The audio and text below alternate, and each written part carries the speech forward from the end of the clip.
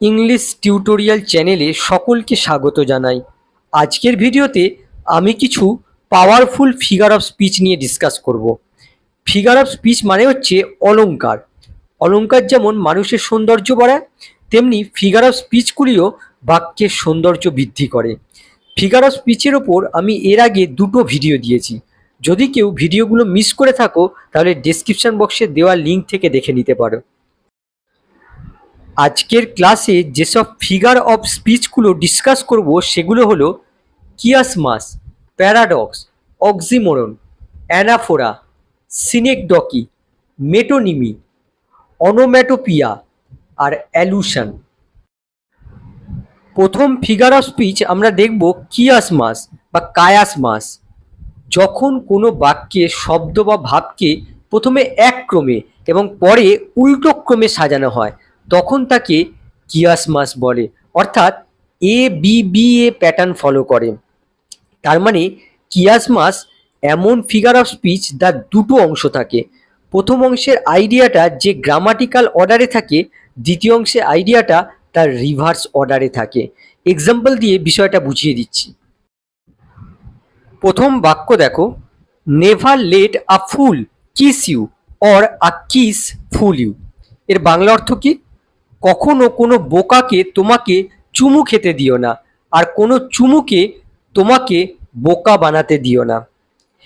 এর অ্যাকচুয়াল অর্থটা কি বলতো? বোকা মানুষের সঙ্গে ঘনিষ্ঠ সম্পর্কে জড়িও না, আবার শুধুমাত্র প্রেম বা চুমুর মোহে নিজের বুদ্ধি হারিও না। এখানে লক্ষ্য করো, এই যে বাক্যটা রয়েছে এই বাক্যটাকে আমরা যদি দুটো অংশে ভাগ করি, প্রথম অংশটা হচ্ছে never let a fool kiss you, আর দ্বিতীয় অংশটা হচ্ছে আ কিস ফুল ইউ। এখানে দেখো প্রথমে ফুল রয়েছে, তারপরে দেখো কিস রয়েছে। আবার দ্বিতীয় অংশে লক্ষ্য করো, প্রথমে কিস রয়েছে, তারপরে দেখো ফুল রয়েছে। এখানে যে গ্রামাটিক্যাল অর্ডারটা ফলো করা হয়েছে এটা দেখো রিভার্স হয়ে গেছে। গ্রামাটিক্যাল অর্ডারটাই রিভার্স হয়ে গেছে। এটাই হচ্ছে কিয়াসমাস। পরেরটা দেখো, আক্স not what your country can do for you, আক্স what you can do for your country. এর বাংলা অর্থ হচ্ছে, দেশ তোমার জন্য কি করতে পারে তা জিজ্ঞাসা করো না, বরং তুমি দেশের জন্য কি করতে পারো তা জিজ্ঞাসা করো। এর মূল অর্থটা কি বোঝাচ্ছে? শুধু দেশের কাছ থেকে সুবিধা পাওয়ার কথা ভাববে না, বরং দেশের উন্নতির জন্য তুমি কি অবদান রাখতে পারো সেটা ভাবো। এখানে লক্ষ্য করো, প্রথম অংশে লক্ষ্য করো যে এখানে কান্ট্রি রয়েছে, প্রথমে কান্ট্রি রয়েছে, আর এখানে দেখো পরে ইউ রয়েছে। আর দ্বিতীয় অংশে লক্ষ্য করো, দেখো প্রথমে ইউ রয়েছে, পরে কান্ট্রি রয়েছে। দেখো এই গ্রামাটিক্যাল অর্ডারটায় দ্বিতীয় অংশে দেখো রিভার্স হয়ে গেছে, আর এটাই হচ্ছে কিয়াসমাস। নেক্সট দেখো, we shape our buildings thereafter our buildings shape us. এর বাংলা অর্থ কি? আমরা আমাদের ভবনগুলো গড়ে তুলি, পরে সেই ভবনগুলোই আমাদের গড়ে তোলে। এর মূল অর্থটা যদি আমরা খোঁজার চেষ্টা করি তাহলে এরকম হবে, প্রথমে মানুষ নিজের প্রয়োজন ও চিন্তা অনুযায়ী বাড়ি, অফিস, স্কুল এইসব তৈরি করে, তারপর সেগুলোই আবার মানুষের অভ্যাস, চিন্তাভাবনা, জীবনযাপন ও আচরণকে প্রভাবিত করে। এক কথায়, প্রথমে আমরা পরিবেশ বানাই, পরে সেই পরিবেশই আমাদের গড়ে তোলে। এখানে স্ট্রাকচার লক্ষ্য করো, দেখো প্রথম অংশে উই সাবজেক্ট আর বিল্ডিং হচ্ছে অবজেক্ট, আবার দ্বিতীয় অংশে দেখো বিল্ডিং সাবজেক্টে পরিণত হয়েছে, আর এখানে যে এই সাবজেক্ট রয়েছে সেটা অবজেক্টিভ কেসে পরিণত হয়েছে। তার মানে এটা যে গ্রামাটিক্যাল অর্ডারটা ফলো করছে এটা দেখো রিভার্স হয়ে গেছে। এটাই হচ্ছে কিয়াসমাসের এক্সাম্পল। পরেরটা দেখো, eat to live not live to eat. এর বাংলা অর্থ হচ্ছে, বাঁচার জন্য খাও, খাওয়ার জন্য বেচো না। এখানে দেখো এখানে রয়েছে ইট টু লিভ, আর এখানে হয়ে গেছে লিভ টু ইট। দেখো গ্রামাটিক্যাল অর্ডারটা রিভার্স হয়েছে। এটা হচ্ছে কিয়াসমাসের এক্সাম্পল। এখানে একটা বিষয় দেখো, এখানে দেখো দুটো বিপরীত ধারণা প্রকাশ পাচ্ছে, এটাকে আমরা অ্যান্টিথিসিসও বলতে পারি। আর একটা এক্সাম্পল দেখো, he went to the country and the country went to him. Bangla অর্থ হচ্ছে, সে গ্রামে গেল আর গ্রাম যেন তার কাছে এসে গেল। এখানে কান্ট্রি বলতে অ্যাকচুয়ালি পরিবেশকে বোঝাচ্ছে। এর মূল অর্থটা হচ্ছে, প্রথমে মানুষ পরিবেশের কাছে যায়, পরে সেই পরিবেশই মানুষকে বদলে দেয়। এখানে লক্ষ্য করো, এখানে হি হচ্ছে সাবজেক্ট আর এই কানটি হচ্ছে এই টু প্রেপোজিশনের অবজেক্ট, কিন্তু এক্ষেত্রে লক্ষ্য করো এই প্রেপোজিশনের অবজেক্টটা এখানে সাবজেক্ট হয়ে গেছে, আর এই সাবজেক্টটা দেখো এখানে প্রেপোজিশনের অবজেক্ট রূপে ইউজ হয়েছে হিম। তাহলে দেখো এখানে গ্রামাটিক্যাল অর্ডারটা রিভার্স হয়ে গেছে। এটা হচ্ছে কিয়াসমাসের এক্সাম্পল। 2 নম্বর ফিগার অফ স্পিচ হচ্ছে প্যারাডক্স। যে উক্তি আপাত দৃষ্টিতে পরস্পর বিরোধী মনে হয় কিন্তু প্রকৃতপক্ষে একটা গভীর সত্য প্রকাশ করে, তাকে প্যারাডক্স বলে। সহজ করে বললে প্যারাডক্স হলো এমন এক ফিগার অফ স্পিচ যেটা প্রাথমিকভাবে ভুল বলে মনে হলেও ডিপলি অ্যানালিসিস করে বুঝতে পারি এটা আসলে ঠিক, যুক্তিপূর্ণ। এই ধরনের বাক্যে একটা গভীর অর্থ থাকে। এক্সাম্পল দেখো, the child is father of the man. Bangla অর্থ হচ্ছে শিশুই ভবিষ্যতের মানুষের জনক। এই বাক্যটার সোজা বাংলা করলে কি হচ্ছে, শিশুই মানুষের বাবা। শিশু কি করে মানুষের বাবা হয়? আপাত দৃষ্টিতে অসম্ভব বা স্ববিরোধী মনে হলেও এর একটা ডিপার মিনিং আছে, যে আজকের শিশুই ভবিষ্যতের মানুষকে গড়ে দেয়। এখানে লক্ষ্য করো চাইল্ড ফাদার, দেখো দুটো বিপরীত অর্থের শব্দ বসানো হয়েছে, আর আপাত দৃষ্টিতে এই বাক্যটাকে ভুল বলে মনে হলেও এর একটা গভীর অর্থ ক্যারি করছে, যার জন্য এটাকে আমরা বলতে পারি প্যারাডক্সের এক্সাম্পল। এবার পরেরটা দেখো, I must be cruel to be kind. এর বাংলা অর্থ হচ্ছে দয়ালু হতে হলে আমাকে কঠোর হতে হবে। এখানে আমরা যদি এই আইকে পিতা হিসেবে ধরে নিই তাহলে এরকম অর্থ দাঁড়াচ্ছে সন্তানের ভালোর জন্য পিতাকে একটু স্ট্রিক্ট হতে হয়। সন্তানের কাছে সেই আচরণটা নিষ্ঠুর মনে হলেও আসলে এটা তার ভালোর জন্যই হচ্ছে। এখানে লক্ষ্য করো এই ক্রুয়েল আর কাইন্ড দুটো বিপরীত অর্থের শব্দ বসানো হয়েছে, আর আপাত দৃষ্টিতে এই বাক্যটাকে ভুল বলে মনে হলেও এর মধ্যে একটা ডিপার মিনিং রয়েছে, যার জন্য এটা হচ্ছে প্যারাডক্সের এক্সাম্পল। নেক্সট দেখো, the more we learn the less we know. এর বাংলা অর্থ হচ্ছে আমরা যত বেশি শিখি ততই বুঝি যে আমরা কম জানি। আপাত দৃষ্টিতে আমরা কি ভাবছি, বেশি শিখলে তো বেশি জানার কথা।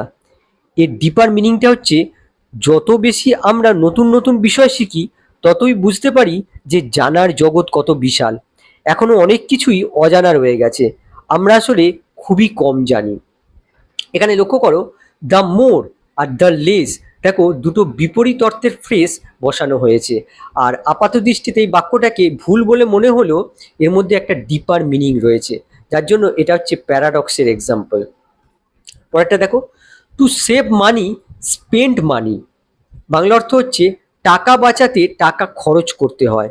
তোমরা কি ভাবছো, টাকা খরচ হয়ে গেলে টাকা কিভাবে বাঁচানো যায়? আপাত দৃষ্টিতে আমরা বুঝতে পারছি বাক্যটা অযৌক্তিক, কিন্তু আসলে এর একটা গভীর মিনিং আছে।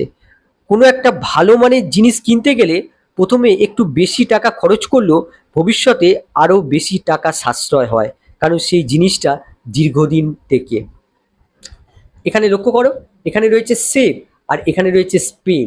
দেখো দুটো বিপরীত অর্থের শব্দ বসানো হয়েছে, আর আপাত দৃষ্টিতে ভুল বলে মনে হলেও এই বাক্যটার একটা গভীর অর্থ রয়েছে, যার জন্য এটা হচ্ছে প্যারাডক্সের এক্সাম্পল।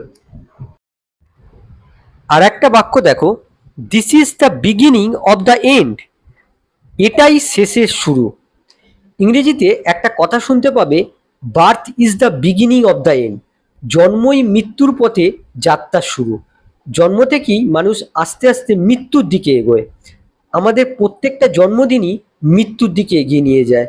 তাই বিগিনিং আর এন্ড দুটো অপোজিট ওয়ার্ড দেখো রয়েছে, তা সত্ত্বেও এটা একটা গভীর অর্থ প্রকাশ করছে। এটা হচ্ছে প্যারাডক্সের example. Next figure of speech হচ্ছে অক্সিমোরন। যখন দুটি বিপরীত অর্থের শব্দ পাশাপাশি বসে একটি বিশেষ অর্থ প্রকাশ করে তখন তাকে অক্সিমোরন বলে। মানে দুটো বিপরীত অর্থ পাশাপাশি বসতে হবে আর একটা সিঙ্গেল অর্থ প্রকাশ করবে, সেটাই হলো অক্সিমোরন। এখানে একটা বিষয় তোমাদের জানিয়ে রাখা দরকার, প্যারাডক্সের ক্ষেত্রে দুটো অপোজিট ওয়ার্ড একটু দূরে থাকে, পাশাপাশি বসে না, কিন্তু অক্সিমোরনের ক্ষেত্রে পাশাপাশি বসে। এক্সাম্পল দেখো, it is an open secret that he will resign soon. Bangla অর্থ হচ্ছে সে শীঘ্রই পদত্যাগ করবে, এটি একটি প্রকাশ্য গোপন কথা। এখানে লক্ষ্য করো ওপেন সিক্রেট, দেখো দুটো বিপরীত অর্থের শব্দ পাশাপাশি রাখা হয়েছে আর একটা অর্থ প্রকাশ করছে। ওপেন সিক্রেট মানে হচ্ছে কোনো একটা গোপন কথা যেটা প্রকাশ্যে বা আনুষ্ঠানিকভাবে ঘোষণা করা হয়নি অথচ সকলেই জানে, এক কথা বলা যায় প্রকাশ্য গোপন কথা। দেখো দুটো বিপরীত অর্থের শব্দ পাশাপাশি বসে একটা অর্থ প্রকাশ করছে আর এটাই হচ্ছে অক্সিমোরন। অক্সিমোরনের এক্সাম্পল ওপেন সিক্রেট, এটা হচ্ছে অক্সিমোরনের এক্সাম্পল। পরেরটা দেখো, he lived a life of living death after the accident. এর বাংলা অর্থ হচ্ছে দুর্ঘটনার পর সে জীবন্ত মৃত্যুর মতো জীবন কাটিয়েছিল।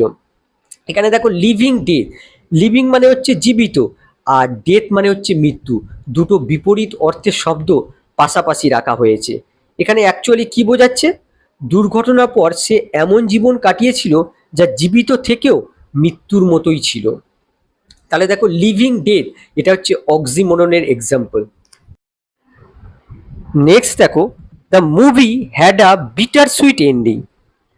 সিনেমাটির সমাপ্তি ছিল তিক্ত মধুর।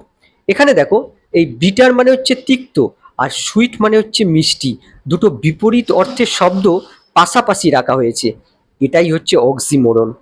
এই বাক্যটার মানে কি, সিনেমাটির সমাপ্তি ছিল আনন্দ ও দুঃখ দুটোরই মিশ্রণ। পরেরটা দেখো, the parting was a sweet সরো। বাংলা অর্থ হচ্ছে বিদায়টি ছিল এক মধুর বেদনা। সুইট সরো মানে হচ্ছে মধুর বেদনা বা আনন্দের বেদনা। দেখো দুটো বিপরীত অর্থের শব্দ পাশাপাশি রাখা হয়েছে। এই বাক্যটার মানে কি, বিদায়ের মুহূর্তটি ছিল মধুর বেদনায় ভরা। এখানে দেখো সুইট সরো হচ্ছে অক্সিমোরনের example. Next figure of speech হচ্ছে অ্যানাফোরা। যখন পরপর কয়েকটি বাক্যাংশের শুরুতে একই শব্দ বা শব্দগুচ্ছ বারবার ব্যবহৃত হয় তখন তাকে অ্যানাফোরা বলে। অর্থাৎ কতগুলো পরপর বাক্য বা বাক্যাংশের শুরুতে একই শব্দ বা শব্দগুচ্ছ রিপিটেশন হলে তাকে অ্যানাফোরা বলে। এই রিপিটেড ওয়ার্ডস বা ফ্রেজ দিয়ে এমফ্যাসিস দেওয়া বা ড্রামাটিক এফেক্ট তৈরি করা হয়। এক্সাম্পল দেখো, every day, every night, every moment I think of you. Bangla অর্থ হচ্ছে প্রতিদিন, প্রতি রাত, প্রতি মুহূর্তে আমি তোমার কথা ভাবি। এখানে দেখো মূল বাক্যটা হচ্ছে আই থিঙ্ক অফ ইউ, তার আগে তিনটে ফ্রেজ রয়েছে, every day, every night, every moment. আর তিনটে ফ্রেজের শুরুতেই দেখো এভরি শব্দটা রিপিট হয়েছে, এটা হচ্ছে অ্যানাফোরার এক্সাম্পল। পরেরটা দেখো, C never complain, she never gave up, she never lost hope. Bangla অর্থ হচ্ছে সে কখনো অভিযোগ করেনি, সে কখনো হাল ছাড়েনি, সে কখনো আশা হারায়নি। এখানে লক্ষ্য করো ছোট ছোট বাক্য রয়েছে আর ছোট ছোট বাক্যের শুরুতে দেখো C never, see never, see never, দেখো এই শব্দগুলো রিপিট হয়েছে, এটা হচ্ছে অ্যানাফোরার এক্সাম্পল। ইংরেজি সাহিত্যে এই অ্যানাফোরার ব্যবহার আমরা প্রায়শই দেখি। আর একটা বাক্য দেখো, we will fight, we will win, we will succeed. আমরা লড়বো, আমরা জিতবো, আমরা সফল হব। এখানে দেখো ছোট ছোট বাক্য রয়েছে আর ছোট ছোট বাক্যের শুরুতে লক্ষ্য করো we will, we will, we will, এই শব্দগুলো রিপিট হয়েছে, অ্যানাফোরার এক্সাম্পল। 5 নম্বর ফিগার অফ স্পিচ হচ্ছে সিনেকডকি। সিনেকডকি হলো এমন একটি অলংকার যেখানে অংশ দিয়ে সমগ্রকে বা সমগ্র দিয়ে অংশকে বোঝানো হয়। অর্থাৎ খুব সহজভাবে বললে সিনেকডকি হলো এমন ফিগার অফ স্পিচ যার মধ্যে কোনো একটা বিষয় বোঝানোর জন্য তার বিস্তারিত আলোচনা না করে তারই ছোট কোনো অংশকে ইউজ করে পুরো বা সমগ্র বিষয়টা বুঝিয়ে দেওয়া হয়। অথবা উল্টোটা হতে পারে, কোনো একটা বিষয়ের ছোট কোনো একটা অংশকে বোঝানোর জন্য তার পুরো বিষয়টা ইউজ করে বুঝিয়ে দেওয়া হয়। এক্সাম্পল দেখো, we need more hands in the factory.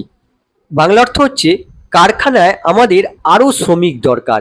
এখানে হ্যান্ডস বলতে ওয়ার্কার্সদের বোঝাচ্ছে। এখানে দেখো শ্রমিকদের কথা সরাসরি না বলে তাদেরই একটা ছোট অংশ হাত ব্যবহার করে শ্রমিকদের প্রতি ইঙ্গিত করা হচ্ছে। একটা ছোট জিনিসকে দিয়ে বড় জিনিসকে বুঝিয়ে দেওয়া হচ্ছে, এটাই হচ্ছে সিনেকডকি। আরো এক্সাম্পল দেখো, she has many মাউথস to feed, তাকে অনেক মানুষকে খাওয়াতে হয়। এখানে মাউথ বলতে পিপুলদের বোঝাচ্ছে। এখানে সরাসরি পিপুল না বলে পিপুল যেটা দিয়ে খায় অর্থাৎ মাউথ ব্যবহার করে পিপুলকে বোঝানো হচ্ছে, ছোট অংশ দিয়ে বড় অংশকে বুঝিয়ে দেওয়া হচ্ছে। এটাই হচ্ছে পারফেক্ট সিনেকডকির এক্সাম্পল। তারপর দেখো, দ্য ভিলেজ হ্যাজ 50 রুফস, গ্রামটিতে 50টি বাড়ি আছে। এখানে দেখো রুফ বলতে হাউসেসকে বোঝাচ্ছে। দেখো এই হাউসের একটা ছোট পার্ট হচ্ছে এই রুফ। এই রূপ দিয়ে অর্থাৎ ছোট অংশ দিয়ে বড় বা সমগ্র অংশকে বোঝানো হচ্ছে। এটা হচ্ছে সিনেকডকির এক্সাম্পল। পরেরটা দেখো, India one the match, Bharat ম্যাচটি জিতেছে। এখানে ইন্ডিয়া বলতে দ্য ইন্ডিয়ান টিমকে বোঝাচ্ছে। দেখো এই ইন্ডিয়ার একটা ছোট অংশ হচ্ছে দ্য ইন্ডিয়ান টিম। এখানে দেখো এই বড় অংশ দিয়ে ছোট অংশকে বুঝিয়ে দেওয়া হয়েছে। এটাও সিনেকডকির এক্সাম্পল। আর একটা এক্সাম্পল দেখো, the school celebrated the victory, বিদ্যালয়ের সবাই বিজয় উদযাপন করলো। এখানে দেখো দ্য স্কুল বলতে দ্য স্টুডেন্ট অ্যান্ড স্টাফকে বোঝাচ্ছে। দেখো স্কুল হচ্ছে একটা বড় অংশ, তারই ছোট অংশ হচ্ছে স্টুডেন্ট অ্যান্ড স্টাফ। একটা ছোট অংশকে ব্যাখ্যা করার জন্য দেখো বড় অংশকে ব্যবহার করা হয়েছে, বড় অংশ দিয়ে ছোট অংশকে বুঝিয়ে দেওয়া হয়েছে। এটা হচ্ছে সিনেকডকির example. Next figure of speech হচ্ছে মেটোনিমি। মেটোনিমি মানে হচ্ছে নামান্তর। মেটোনিমি হলো এমন একটি অলংকার যেখানে কোনো ব্যক্তি, বস্তু বা ধারণার সঙ্গে ঘনিষ্ঠভাবে সম্পর্কযুক্ত অন্য একটি নাম ব্যবহার করে তাকে বোঝানো হয়। অর্থাৎ মেটোনিমি এমনই এক ফিগার অফ স্পিচ যেটা কোনো একটা জিনিস বোঝানোর জন্য তার সাথে সম্পর্ক রয়েছে এমন একটা ওয়ার্ডকে ইউজ করে দেওয়া হয়। এক কথায় বললে কোনো একটা জিনিসকে বিস্তারিত ব্যাখ্যা না করে তার সাথে সম্পর্ক রয়েছে এমন অন্য একটা ওয়ার্ড দিয়ে এক কথায় বুঝিয়ে দেওয়া হয়। এক্সাম্পল দেখো, the pen is mightier than the sword, কলম তলোয়ারের চেয়ে শক্তিশালী। এখানে পেন বলতে লেখনী বা বুদ্ধির শক্তিকে বোঝাচ্ছে, আর সোর্ড বলতে যুদ্ধ বা বল প্রয়োগের কথা বোঝাচ্ছে। দেখো লেখকের কাছে তার লেখার প্রধান অস্ত্র হচ্ছে পেন, আর যুদ্ধের এক অন্যতম অস্ত্র হচ্ছে সোর্ড। যুদ্ধ আর লেখনী বা বুদ্ধির শক্তিকে না উল্লেখ করে তাদেরই সঙ্গে কানেক্টেড জিনিস দিয়ে বুঝিয়ে দেওয়া হয়েছে। এটা হচ্ছে মেটোনিমির এক্সাম্পল। আরও এক্সাম্পল দেখো, দ্য ক্লাসরুম ওয়াজ নয়েজি, শ্রেণীকক্ষটি খুব কোলাহলপূর্ণ ছিল। ক্লাসরুম বলতে আসলে শ্রেণীকক্ষের শিক্ষার্থীদের কথা বলা হয়েছে। শ্রেণীকক্ষের শিক্ষার্থীদের কথা না বলে তারই সঙ্গে কানেক্টেড ক্লাসরুমের কথা বলা হচ্ছে। এটা মেটোনিমির এক্সাম্পল হলেও সিনেকডকিও বলা যায়। নেক্সট দেখো, the crown will announce the decision tomorrow, মুকুট আগামীকাল সিদ্ধান্ত ঘোষণা করবে। এখানে দেখো দ্য ক্রাউন বলতে আসলে রাজা বা রাজতন্ত্রকে বোঝাচ্ছে। এখানে সরাসরি রাজার কথা না বলে তারই কানেক্টেড মুকুট দিয়ে রাজার কথা বলা হয়েছে। এটা হচ্ছে মেটোনিমির এক্সাম্পল। তারপর দেখো, দ্য স্টেজ অ্যাপ্লডেড দ্য অ্যাক্টর, দর্শকরা অভিনেতাকে করতালি দিল। এখানে স্টেজ বলতে মঞ্চে উপস্থিত দর্শকদের কথা বলা হয়েছে। মঞ্চে উপস্থিত দর্শকদের কথা ডাইরেক্ট না বলে তারই সঙ্গে কানেক্টেড স্টেজের কথা বলা হয়েছে। এটা মেটোনিমির এক্সাম্পল। 7 নম্বর ফিগার অফ স্পিচ হচ্ছে অনোম্যাটোপিয়া। অনোম্যাটোপিয়া হলো এমন একটি অলংকার যেখানে কোনো শব্দের উচ্চারণই সেই ব্যক্তি, প্রাণী, বস্তু বা ঘটনার প্রকৃত শব্দকে অনুকরণ করে। ওয়ার্ডটা মনের মধ্যে ইকো হয়। অর্থাৎ খুব সহজভাবে বললে অনোম্যাটোপিয়া হলো একটি ফিগার অফ স্পিচ যার মধ্যে কোনো ওয়ার্ড বা ফ্রেজ কোনো বিশেষ সাউন্ড প্রকাশ করে। ওই সাউন্ড দ্বারা আমরা বুঝতে পারি কোন জিনিসটা সাউন্ড বোঝাচ্ছে। এক্সাম্পল দেখো, দ্য বিস ওয়ার, এখানে দেখো ওয়ার হবে, ওয়াশ হয়ে গেছে। The bees were buzzing around the flowers, মৌমাছিগুলো ফুলের চারপাশে ভন ভন করছিল। বাজ মানে হচ্ছে ভন ভন শব্দ, মৌমাছির ন্যাচারাল সাউন্ড বোঝাচ্ছে। যখন এই সাউন্ডটা আমাদের কানে আসে তখন আমরা মৌমাছির ন্যাচারাল সাউন্ড বুঝতে পারি। এটা অনোম্যাটোপিয়ার এক্সাম্পল। এক কথায় অনোম্যাটোপিয়া হলো sound based figure of speech. কয়েকটা দেখো, the clock went TikTok all night. ঘড়িটি সারা রাত টিকটক শব্দ করছিল। দেখো, এই টিকটক হচ্ছে ঘড়ির ন্যাচারাল সাউন্ড, এটাও অনোম্যাটোপিয়ার এক্সাম্পল। আরও এক্সাম্পল দেখো, দ্য স্নেক হিস্ট লাউডলি। সাপটি জোরে জোরে ফোঁস করলো। হিস মানে হচ্ছে ফোঁস শব্দ, সাপের ন্যাচারাল সাউন্ড বোঝাচ্ছে। দ্য ডোর ব্যাংড শাট। দরজাটি ধাম করে বন্ধ হয়ে গেল। এই ব্যাঙের অর্থ হচ্ছে ধাম শব্দ। তারপর দেখো, the cat was mewing for food. বিড়ালটি খাবারের জন্য ম্যাও ম্যাও করছিল। দেখো, মিয়াও ম্যাও শব্দ বিড়ালের ন্যাচারাল সাউন্ড বোঝাচ্ছে। The bird was chirping happily. পাখিটি আনন্দের সঙ্গে চিচি করে ডাকছিল। শব্দটা পাখিটার অ্যাকচুয়াল সাউন্ডকে অনুকরণ করে। চার্প মানে হচ্ছে চিচি শব্দ, পাখির ন্যাচারাল সাউন্ড বোঝাচ্ছে। এগুলো সবই অনোম্যাটোপিয়ার এক্সাম্পল। 8 নম্বর ফিগার অফ স্পিচ হচ্ছে অ্যালুশন, যার অর্থ হচ্ছে পরোক্ষ উক্তি। অ্যালুশন হলো এমন একটি অলঙ্কার যেখানে কোনো বিখ্যাত ব্যক্তি, স্থান, ঘটনা, ইতিহাস, পুরাণ, সাহিত্যকর্ম বা ধর্মীয় ঘটনার প্রতি সংক্ষিপ্ত ইঙ্গিত করা হয়, কিন্তু তা বিস্তারিতভাবে ব্যাখ্যা করা হয় না। খুব সহজ ভাষায় বললে অ্যালুশন হলো সেই ফিগার অফ স্পিচ যা দিয়ে কোনো বিখ্যাত ব্যক্তি, গল্পের চরিত্র, ঐতিহাসিক বা পৌরাণিক ঘটনার সাথে কোনো মানুষের বা কোনো বস্তুর সরাসরি তুলনা করে সেই মানুষটার বা বস্তুটার গুণাবলী পরোক্ষভাবে উল্লেখ করা হয়। যেমন দেখো, he is a real Einstein. সে যেন একেবারে আইনস্টাইন, অর্থাৎ সে খুব মেধাবী। আইনস্টাইন বলতে এখানে অসাধারণ বুদ্ধিমত্তা, এই ব্যক্তির অসাধারণ বুদ্ধিমত্তার কথা বলা হচ্ছে। তার সাথে আইনস্টাইনের সরাসরি তুলনা করে আসলে তার গুণের কথা বলা হচ্ছে, যে সে খুব বুদ্ধিমান, যেন আইনস্টাইন। এটা অ্যালুশনের এক্সাম্পল। পরে দেখো, ডোন্ট অ্যাক্ট লাইক রোমিও। রোমিওর মতো প্রেমিক সেজো না। এখানে রোমিও, দেখো, রোমিও বলতে এখানে প্রেমিকের কথা বলা হচ্ছে। রোমিও জুলিয়েট নাটকে রোমিও ক্যারেক্টারের সাথে তাকে তুলনা করা হচ্ছে, এটাও অ্যালুশনের এক্সাম্পল। তারপর দেখো, this task is a Herculean job. এই কাজটি অত্যন্ত কঠিন। এখানে দেখো, হারকিউলিস বলতে এখানে অসাধারণ শক্তি ও কঠিন কাজ বোঝাচ্ছে। হারকিউলিসকে গ্রিক দেশের একজন বীর সাহসী মানুষ, যে অসম্ভব কঠিন কাজগুলোকে অতি সহজে করে ফেলতো। সেই হারকিউলিসের সাথে কাজটার তুলনা করা হচ্ছে, বলা হচ্ছে কাজটা খুবই কঠিন। এটা হচ্ছে অ্যালুশনের example. She open Pandora's box by asking that question. প্রশ্নটি করে সে অনেক নতুন সমস্যার সৃষ্টি করলো। প্যান্ডোরাস বক্স বলতে এখানে সমস্যার সূত্রপাত বোঝাচ্ছে। প্যান্ডোরা বক্স তোমরা জানো, প্যান্ডোরা এমন একটা বক্স খুলে ফেলেছিল যেখান থেকে পৃথিবীতে নানা দুঃখ, বিপদ, সমস্যা ছড়িয়ে পড়েছিল। সেই প্যান্ডোরা বক্সের সাথে তার প্রশ্ন জিজ্ঞাসার তুলনা করে বলা হয়েছে এই প্রশ্ন জিজ্ঞাসার দ্বারা সে সমস্যা ডেকে এনেছিল। এখানে দেখো, প্যান্ডোরাস বক্স হচ্ছে অ্যালুশনের example. He is a Robin Hood of our village. সে আমাদের গ্রামের রবিনহুড। রবিনহুডকে, রবিনহুড হচ্ছে একজন বীর সাহসী ব্যক্তি, যে ধনীদের কাছ থেকে নিয়ে গরিবদের সাহায্য করত। রবিনহুডের সাথে তার তুলনা করে তার গুণকে পরোক্ষভাবে ইঙ্গিত করা হচ্ছে। এটা হচ্ছে অ্যালুশনের এক্সাম্পল। আশা করি আজকের ক্লাসটা তোমরা এনজয় করেছো। ভালো লাগলে লাইক আর শেয়ার করে দিও। আবার নেক্সট ক্লাসে দেখা হবে। বাই।